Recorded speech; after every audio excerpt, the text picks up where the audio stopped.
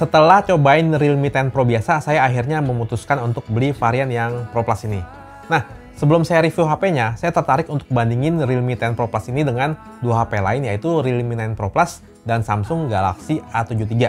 Di video yang ini, saya bakal compare Realme 10 Pro Plus varian 256GB ini dengan Galaxy A7 III. Menurut saya perbandingannya menarik karena kedua HP ini termasuk di kategori premium mid-range, dan saat ini dari sisi harga juga udah lumayan deket. Kalau saya cek di marketplace sih bedanya beberapa ratus ribu aja. Jadi langsung aja kita bandingkan kedua HP ini. Kalau ngomongin desain, rasanya saya nggak perlu panjang lebar ya. Udah pasti terlihat dan terasa lebih premium Realme 10 Pro Plus. A7 III sebetulnya not bad buat HP yang pakai bodi plastik. Kelihatan lebih simple, apalagi layarnya flat ya. Rata sama frame samping, nggak kayak kebanyakan HP mid-range. Tapi memang 10 Pro Plus itu walaupun pakai plastik juga, mirip banget kayak HP flagship. Desain kameranya juga lebih modern. Tapi A7 III ini ada sertifikat IP67 ya. Kalau Realme saya cek sih nggak ada. Di bagian depan memang berbeda ya. Yang satu curve, yang satu lagi flat. Ini lebih ke selera. Tapi menurut saya layar melengkung itu yang bisa kasih kesan lebih mewah dan elegan. Bezelnya sedikit lebih tipis di Realme. Tapi keduanya sama-sama pakai pansol. Walau lubangnya sedikit lebih kecil di Realme juga. Oh ya, A7 III ini pakai Gorilla Glass 5, kalau Realme cuma ditulis pakai Double Reinforced Glass yang katanya kuat juga. Nah, itu untuk desainnya. Tapi kualitas layarnya gimana? Soalnya Realme pakai AMOLED dan A7 III pakai Super AMOLED Plus. Spek layar Realme memang impresif, seperti color gamutnya yang lebar, udah 10-bit, dan lain-lain. Kalau A7 III, saya nggak menemukan info spek layar yang lebih detailnya. Tapi sepertinya layarnya masih 8-bit. Pas saya bandingin side by side sih, warna di antara keduanya sekilas terlihat mirip. Jadi mungkin color gamut A7 III juga impresif. Walau kalau diperhatikan lebih detail, Realme sedikit lebih vivid dan lebih kontras. Yang pasti keduanya udah support HDR. Tapi A7 III masih HDR10 biasa ya. Dan Realme udah hingga HDR10 Plus. Yang sebetulnya ini format HDR-nya Samsung ya. Nah, sebetulnya pas kita nonton video format HDR itu, layar bakal jadi lebih redup. Tapi pas saya coba nonton beberapa video HDR, layar A7 III itu masih bisa tetap cerah. Sebetulnya Realme ada fitur HDR Boost, biar bikin lebih cerah juga. Tapi tetap aja, pas saya bandingin di brightness yang full, layar A7 III tetap terlihat lebih cerah pas nonton konten HDR. Layar keduanya udah sangat smooth dan sama-sama 120Hz. Tapi Realme bisa pilih auto refresh rate ya. Kalau A7 III nggak bisa. Untuk speaker sama-sama stereo, ada dua. Di A7 III didukung fitur Dolby Atmos juga, kalau Realme pakai Real Sound teknologi. Kalau saya dengar, memang speaker Realme lebih nyaring dan bassnya sedikit lebih nendang. Tapi A7 III, suara vokalnya itu lebih clear atau lebih jernih. Nih yang seru nih, untuk urusan performanya. Gimana ayo? Realme kan pakai chipset Dimensity 920, kalau A7 III pakai Snapdragon 778G. Untuk varian storage 256GB ini, kapasitas RAM keduanya berbeda ya. Lebih besar Realme, tapi keduanya ada fitur Extended RAM. Untuk prosesor, di atas kertas memang sedikit lebih kencang Snapdragon 778G. Tapi sebetulnya, kedua chipset ini kelasnya kurang lebih setara. Masih cocok buat diadu head-to-head. Performa harian menurut saya sangat mirip. Buka tutup aplikasi, walaupun ada yang sedikit lebih cepat A7 III, tapi banyak juga yang mirip. Multitasking juga sama-sama smooth. Kalau buat gaming, overall dari game-game yang saya mainin sih memang lebih bagus di A7 III. Tapi settingan grafis dan optimalisasi tergantung dari game dan developernya juga. Untuk PUBG dan PUBG New State sih, kedua HP ini punya settingan yang sama. Dan performanya juga kurang lebih sama. PUBG di smooth bisa jalan di extreme dan stabil. New State di grafis light, keduanya bisa set ke 90fps. Apex Legends di A7 III di settingan normal bisa 60fps. Kalau lebih tinggi, bisa jalan di 50fps. Ini mirip settingan di Snapdragon 870. Untuk CODM juga, settingan bisa lebih tinggi di A7 III. Kalau Mobile Legends, Realme memang bisa set grafis ultra. Kalau A7 III mentok di high. Tapi urusan frame rate, A7 III bisa set ke ultra. Jadi pas main bisa dapetin 120fps dan stabil. Kalau Realme, jalan di 60fps saja. Touch respon keduanya sama-sama enak. Menurut saya keduanya responsif. Untuk UI, pastinya berbeda ya. Yang satu pakai Realme UI, yang satu lagi One UI. Menurut saya keduanya sama-sama enak dan sudah optimal. Jadi kerasa enteng. Untuk fitur pun keduanya bersaing. Memang yang spesial dari Samsung itu ada fitur Link to Windows. Jadi nge-sync ke PC Windows itu enak banget. Tapi di Realme 10 Pro Plus juga ada fitur yang cukup mirip, yaitu Multi Screen Connect.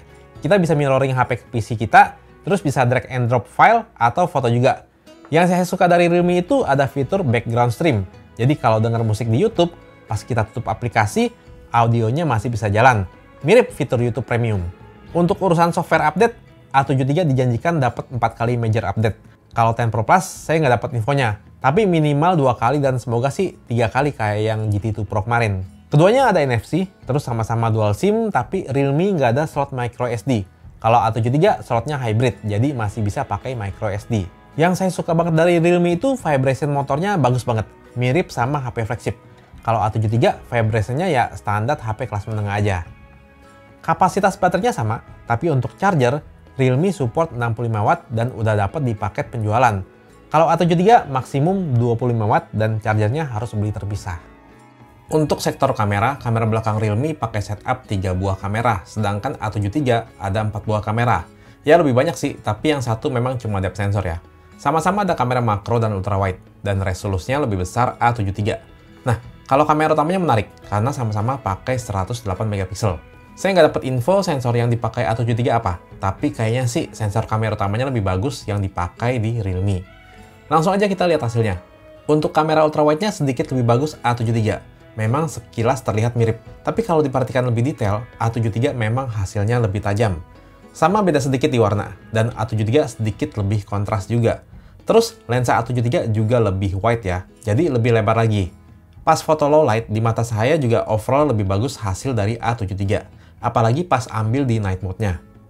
Kalau kamera utamanya gimana? Untuk karakter warna, sebetulnya agak sedikit berbeda walau kadang terlihat cukup mirip. Di A73 itu warna merahnya lebih vivid ya. Yang saya perhatikan memang kebanyakan HP Samsung kayak gini. Kalau foto tanaman, Realme vivid, tapi agak sedikit kebiruan.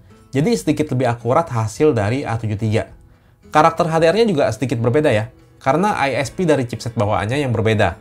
Untungnya Realme tambahin kontras, jadi karakter yang cenderung flat dari MediaTek nggak terlalu kelihatan di sini. Untuk detail dan ketajaman sama-sama bagus, sekilas terlihat mirip. Keduanya nggak ada kamera tele. Tapi kalau kita foto zoom di atas 2 kali, kelihatan kalau hasil dari Realme itu masih tajam. Di A73 masih kayak digital zoom biasa, kayak hasil kropan biasa lah. Nah, kayaknya ini karena sensor yang dipakai Realme lebih bagus ya.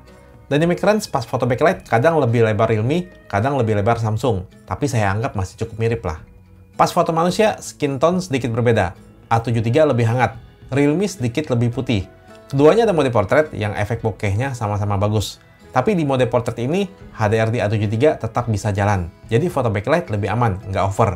Tapi Realme fiturnya lebih banyak. Contohnya, dia ada fitur bokeh flare portrait yang bikin efek bokeh lebih creamy lagi. Dan di mode bokeh flare ini, HDR-nya bisa jalan, nggak kayak di mode portrait biasa. Kan tebakan saya sensor yang dipakai Realme itu lebih bagus dibanding A73 ya. Jadi awalnya saya kira pas foto low light, A73 bakal kalah cukup signifikan dibanding Realme. Tapi ternyata nggak juga. Hasilnya bisa dibilang cukup mirip di antara keduanya. Malah kadang kelihatan lebih bagus A73. Hasil night mode A73 pun seringkali lebih bagus dibanding Realme. Tapi memang hasilnya kalau kita zoom atau di crop, baru kelihatan detail di Realme masih lebih bagus dibanding A73. Itu kalau hasilnya di zoom ya.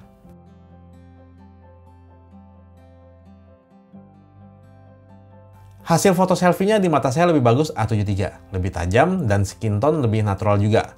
Dynamic range pun kadang lebih lebar, jadi foto backlight lebih aman. Untuk perekaman video, pilihan resolusi lebih baik di A73 ya. Ultrawide-nya bisa hingga 4K 30 fps. Kalau Realme cuma mentok di Full HD. Kamera selfie A73 juga bisa hingga 4K dan di Full HD bisa di 60 fps. Realme cuma mentok di Full HD 30 fps. Kalau kamera utamanya sih, pilihan resolusinya sama aja. Untuk hasilnya kalau diadu di resolusi yang sama, ketajamannya masih mirip-mirip. Tapi untuk treatment warna dan exposure cukup berbeda di antara keduanya. Realme di sini cenderung bikin kontrasnya tinggi banget, jadi kelihatan lebih vivid. Untuk fitur, Realme lebih banyak. Dia ada fitur seperti video bokeh, kalau A73 nggak ada. Tapi sama-sama ada fitur Pro Video. Keduanya ada stabilisasi, berguna pas ambil video sambil jalan, dan keduanya ada fitur Ultra Steady dan Super Steady juga kalau mau ambil video yang lebih stabil. Oke, kesimpulannya gimana? Sebenarnya kedua HP ini cukup berimbang ya, tinggal sesuaikan aja sama preferensi kalian. Kalau kalian pengen desain yang lebih modern dan mirip flagship, dengan performa yang juga bagus, dan dengan harga yang lebih hemat sedikit, bisa ambil Realme 10 Pro Plus. Tapi kalau mau yang lebih maksimal buat gaming, A73 dengan Snapdragon 778G-nya lebih optimal. Apalagi buat kalian yang pengen punya HP Samsung. Untuk performa kamera, tadinya saya pikir Realme bakal menang telak. Tapi ternyata juga cukup seimbang di antara keduanya. Gitu. Ya udah gitu aja pendapat saya dan video komparasi ini. Semoga video ini membantu dan sampai jumpa lagi di video berikutnya.